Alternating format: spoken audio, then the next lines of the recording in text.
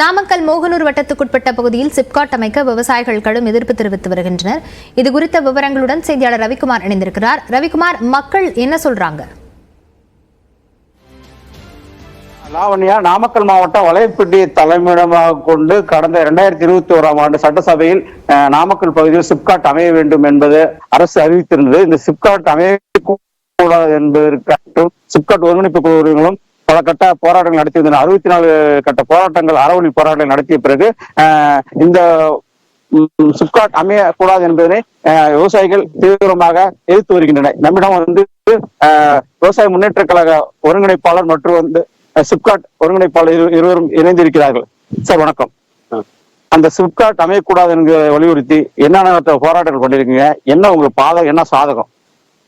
அதாவது சார், நாமக்கல் மாவட்டத்தை பொறுத்த வரைக்குமே ஏற்கனவே 1800 தொழிற்சாலைகள் இங்க இயங்கிட்டு இருக்கு.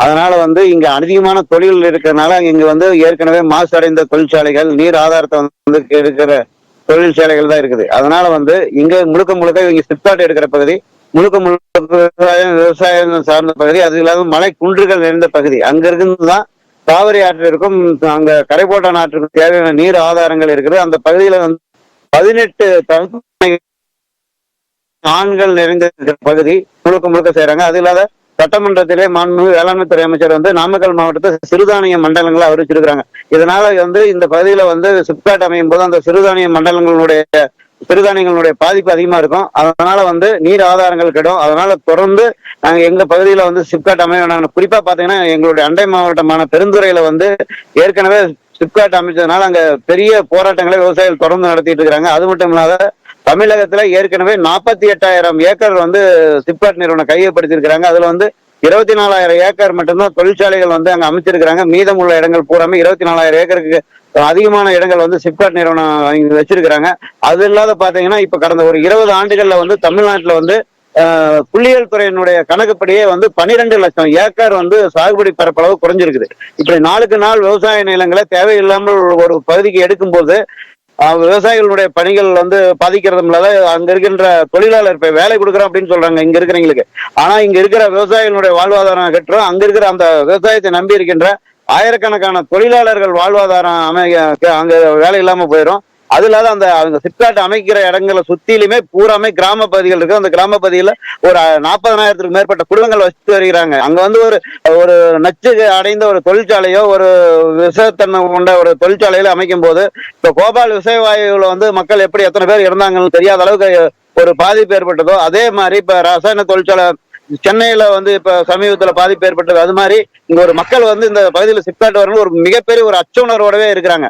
இது சம்பந்தமா மாவட்ட ஆட்சித்தலைவர்கிட்ட பலமுறை மனு கொடுத்திருக்கிறோம்.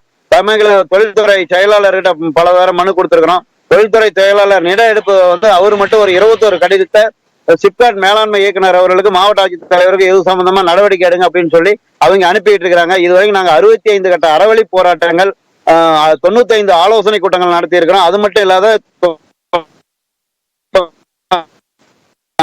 நிறுவனம் என்ன பண்ணிருக்கிறாங்க அப்படின்னா, இங்க இருக்கின்ற விவசாய நிலங்களை மறைத்து தரிசனம் கொடுத்துட்டாங்க. அதே மாதிரி இங்க இருக்கின்ற நீர்நிலைகள், ஓடை, புறம்போக்கு, குட்டைகள் அதெல்லாம் அந்த வரைபடத்துல காட்டல, அதெல்லாமே மறைச்சிட்டாங்க. அதனால நாங்க தொடர்ந்து 22 நாளாக தொடர் காத்திருப்பு போராட்டத்தில் நாங்க நடத்திக்கிட்டு வரோம். அதனால தமிழகத்துல போன 2023 என்ன சொல்லிருக்காங்க சிப்காட் நிறுவனம், 2023 7,50,000 பேருக்கு சிப்காட் மூலம் வேலை கிடைக்குது அப்படின்னாங்க. ஆனா இப்ப 2024 தகவல் உரிமை பெற சட்டத்துல என்ன சொல்றாங்க, 5 லட்சத்தி சில பேருக்கு தான் வேலை வாய்ப்பு கொடுத்துருக்கிறோம் அப்படின்னு சொல்றாங்க. சிப்காட் நிறுவனம் எந்த விதமான, அது மட்டும் இல்ல ஒரு 32 தொழில் நிறுவனங்கள் சிப்காட் தமிழகத்தில் நிறுவி இருக்கிறாங்க. அதுல பாத்தீங்கன்னா ஒரு மாசு கட்டுப்பாட்டு வாரியத்துல தொழில் நிறுவனங்கள் ஓபன் பண்றதுக்கு முன்னாடி அவங்க அனுமதி வாங்கணும். அதுக்கு விவரங்களுக்கு நன்றி ரவிக்குமார்.